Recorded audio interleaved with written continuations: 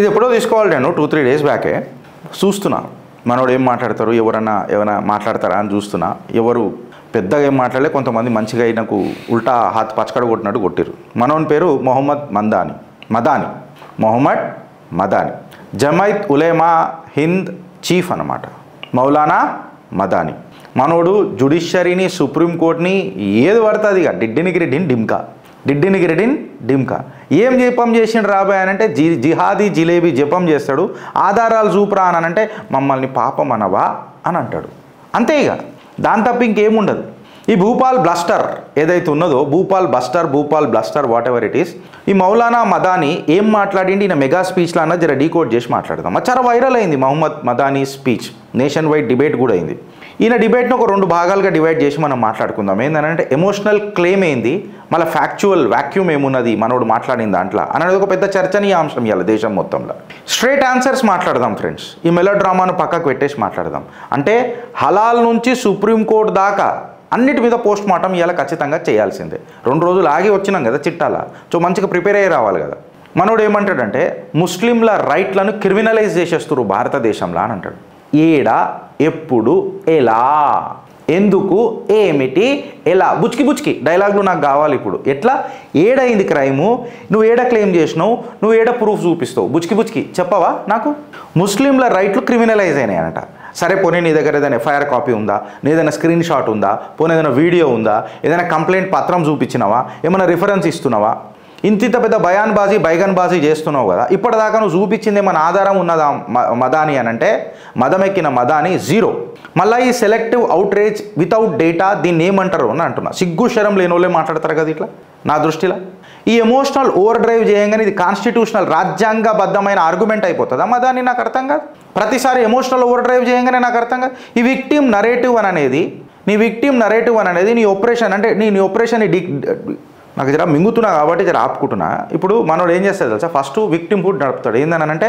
ఒక నా మీద ఆపరేషన్ అయింది అత్యాచారం అయిందని చెప్తాడు సబూత్ ఏంది అని అంటే కల్ దేకలింగేనా కల్కా సూరజ్ అనేది అని మాట్లాడతారు ఈయన రెండవ గంభీరమైన ఆరోపణ ఏం చేస్తాడంటే మదమెక్కిన Madani forced conversion of youth అని అంట ఎవరు చేస్తున్నారా అంటే మెజారిటీ కమ్యూనిటీ చేస్తుంది అని అంటారు మళ్ళీ నేను అదే అడుగుతున్నా ఎక్కడ ఎప్పుడు ఎలా ఏడైంది ఎట్లయింది ఏ డిస్ట్రిక్ట్లో అయింది ఏ రిపోర్ట్ ప్రకారం అయింది ఏదైనా ఎఫ్ఐఆర్లు ఉన్నాయా ఏం కథ ఉన్నది నువ్వు ఏదైనా పంచాయతీ కేసు పెట్టినావా పంచాయతీ చేసినావా ఏం చేసినావు నాకు ఒక ఆధారం చూపెట్టు అదే చలికాలంలో ఏమొస్తుంది కదా ఈ ఫాగ్ ఎక్కువ కనబడుతుందిరా నాయన నీ మాట్లాడాల ఫ్యాక్ట్ కంటే ఎక్కువ వీళ్ళందరూ ఎడికైనా వస్తారు తెలుసా సరే ఇప్పుడు ఇట్లా మాట్లాడంగానే ఒకటి మాట్లాడతారు అరే నువ్వు మోడీ వాట్సాప్ యూనివర్సిటీకి మాట్లాడతావు గోడి వాట్సాప్ యూనివర్సిటీ సరే నేను వాట్సాప్ యూనివర్సిటీ ఉన్నాయి మళ్ళీ మీరు ఎళ్ళకైనా వచ్చిర్రా టెలిగ్రామ్ యూనివర్సిటీకి వచ్చిరా టెలిగ్రామ్ యూనివర్సిటీ సెక్యులర్ బ్రాంచ్కి వచ్చిరా అని అంటున్నా ఆధారాలు మిస్ అవుతున్నాయి కదరా మొత్తం 10 సార్లు మాట్లాడగానే 11వ సారి సత్యం అయిపోతుందా అంటున్నా దాని తర్వాత మళ్ళీ మన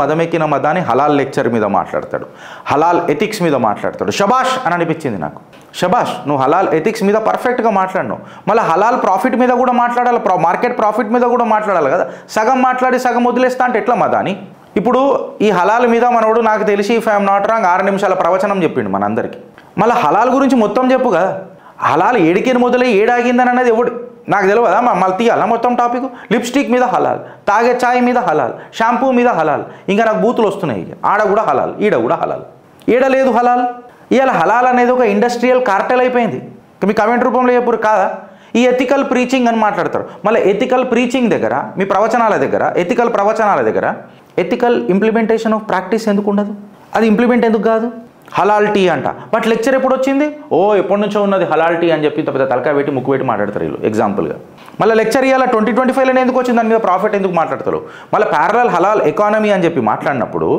ఇవాళ మీ మత పిచ్చి అనేది FMCG స్టిక్కర్ దాకా వచ్చింది ఇవాళ హిందూ అనేటోడు సెక్యులర్ ఉన్న కాబట్టే కదా మీది ఈడి దాకా అయింది మాకు ఓపిక ఉండడం బట్టే కదా మీరు ఈడి దాకా వచ్చిండ్రు మీ మత పిచ్చి అననే మీ భావన FMCG స్టిక్కర్ దాకా ఎట్లా వస్తుంది మీ హలాల్ ఎకానమీ ఎట్లా అవుతుంది చెప్పును హలాల్ ట్యాగ్ అని అంటారు అరే అసలు ఈ ప్రీమియం ప్రైసింగ్ ఏంద్రా బై హలాల్కి నాకు అర్థం కాదు దీనికి ఏమైనా ట్రాన్స్పరెన్సీ ఉందా ఏమైనా రెగ్యులేషన్ అథారిటీ ఉందా ఏదైనా అకౌంటబిలిటీ ఉన్నదా 15 సంవత్సరాల తర్వాత ఇండస్ట్రీ ఇట్లా ఘోరంగా ఎక్స్పాన్షన్ అయితేనే ఉన్నది హలాల్ మిస్యూజ్ అయితలేదా చెప్పు నాకు హలాల్ మిస్యూజ్ అయితలేదా మీ సెలెక్టివ్ మొరాలిటీ అని అనేది కన్వీనియంట్ మొరాలిటీ అంటే ఎట్లా వక్ఫ్ ప్రాపర్టీ డ్రామా దగ్గర మాట్లాడతాడు. మళ్ళీ గవర్నమెంట్ ఇర్రెస్పాన్సిబుల్ అని చెప్పి మాట్లాడతాడు.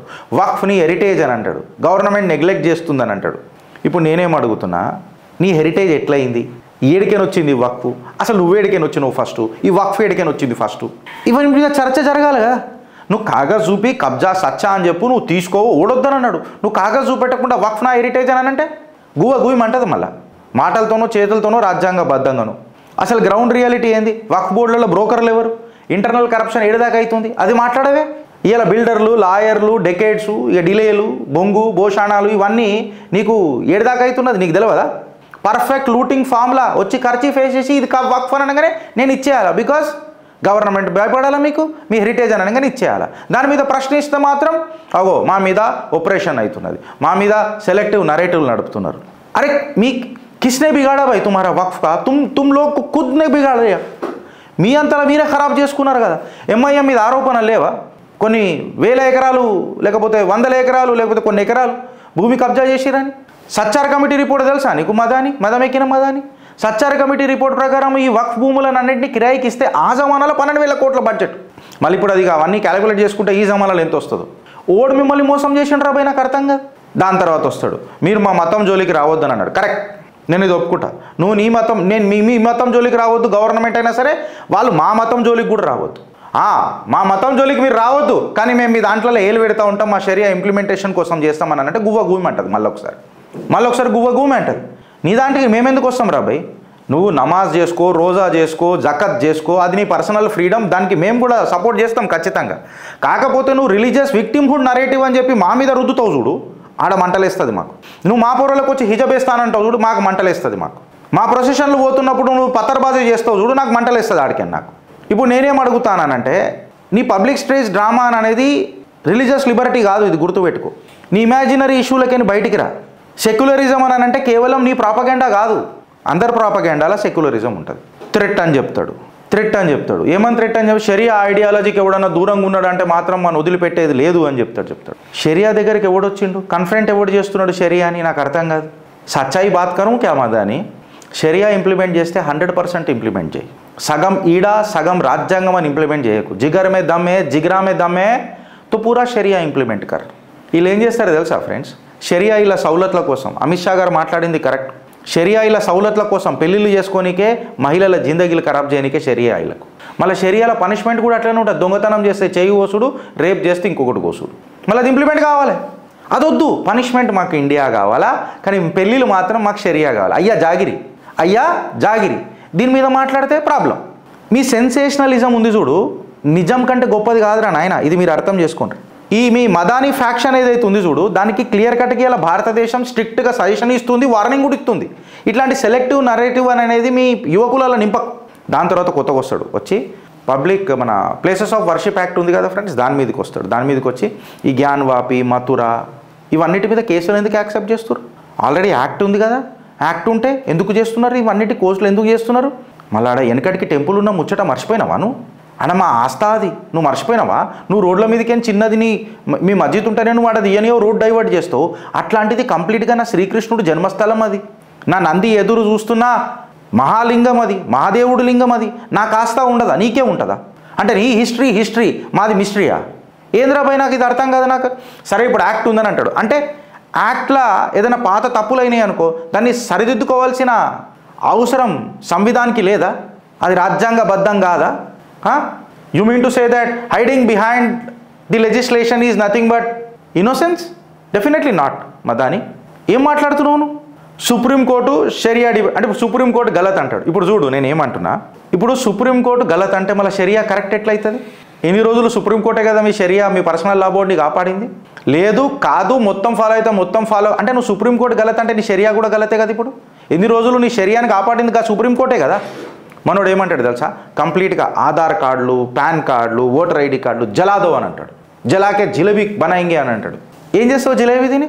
పొద్దున ఎరుగుతావు, దాని తప్ప ఇంకేమైనా చేస్తావా? నీ పర్మనెంట్గా జిలేబీని కడుపులుంటే ఆధారపై ఉండదు కదా, పొద్దున ఎరుగుతావు కదా. ఐడి మొత్తం డిస్ట్రాయ్ చేసేస్తారట. ఎవడు క్వశ్చన్ అడగొద్దట. అవుట్కమ్ ఏమవుతుంది తెలుసా దీనిది? నేను అవుట్కమ్ హిందూ నేషనలిజం అనేది డబుల్ పెరుగుతుంది. అప్పుడు నువ్వు ఎంత విక్టిమ్హుడ్ ప్లే చేస్తావో అంత అంత గట్టిగా బాల్ కూడా బౌన్స్ అవుతుంది.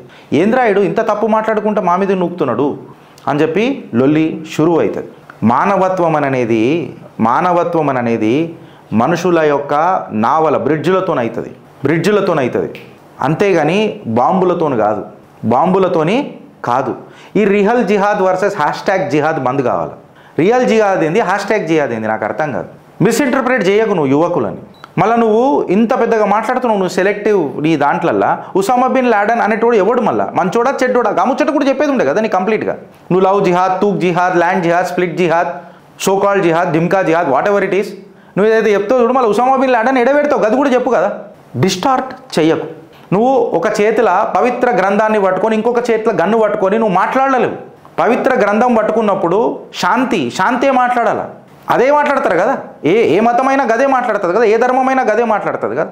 నువ్వు పక్కకు చేతిలో గన్ను పట్టుకొని మాట్లాడుతా అంటే కుదరదు. ఇప్పుడు నువ్వు ఏదైతే #జిహాద్ నడుపుతున్నావు చూడు, అది నీ ఐడియాలజీ కంటే పెద్దది రా నాయన. ఏదైతే నీ స్ట్రగుల్ అంటున్నావు చూడు, అది నీ ఆక్సిజన్ కాదు, నీ ఊపిరి అసలే కాదు, నీ ఉత్సాహం అసలే కాదు. నువ్వు కాన్స్టెంట్గా ఏదో ఒకటి లొల్లి చేద్దామని అంటున్నావు చూడు, అదేమన్నా నీ శౌర్యం అనుకుంటున్నావా, లేకపోతే నీ బ్రేవరీ అనుకుంటున్నావా? ఇక దాని తర్వాత విక్టిమ్హుడ్ ప్యాకేజ్ ఉంటుంది చూడు, అది డీలక్స్ ఎడిషన్. వీళ్ళకి డీలక్స్ ఎడిషన్ ఇక విక్టిమ్హుడ్ ప్యాకేజ్ అని అనేది. వీళ్ళకు బీయింగ్ స్పెషల్గా ఉంటున్నాం ఏంది అని అంటే మమ్మల్ని అటాక్ చేస్తున్నారు కాబట్టి మేము జర స్పెషల్గా ఉంటున్నాం. వీళ్ళకు మేము సఫరింగ్. అరే మీరు సఫరింగ్ అనేది మీ స్టేటస్ సింబల్ ఆరా? మంచిగా ఉన్నారు కదా, జన్ధన్ అకౌంట్లలో దన్ పైసలు పడుతూనే ఉన్నాయి కదా, మీకే ఇల్లు వచ్చాయి కదా ఢిల్లీలో కూడా, పెద్ద లొల్లు అయింది కదా. మళ్ళీ వక్ఫ్ కరప్షన్ మీద మాట్లాడతాడా, హలాలా మిస్యూజ్ మీద మాట్లాడతాడా, జిహాద్ #జిహాద్ డిస్టార్షన్ మీద మాట్లాడతాడా? ఇవేం అడ్రస్ చేయడు మనోడి సెంటిమెంటే ట్రూత్. అది ఎట్లయితుంది రా బాయ్? లౌడ్ స్పీకర్లో కొర్రలంగానే పెద్ద అవాజ్ చేసి మాట్లాడంగానే అది విజిబిలిటీ అయిపోతుందా? చెప్పు కుదురుతుందా? ఫ్రెండ్స్, దీని మీద మీ అభిప్రాయం ఏందో జర చెప్పురి ఫ్రెండ్స్ కామెంట్ రూపంలో. నచ్చితే ఒక 4 షేర్ చేయండి. భారత్ మాతాకి జై.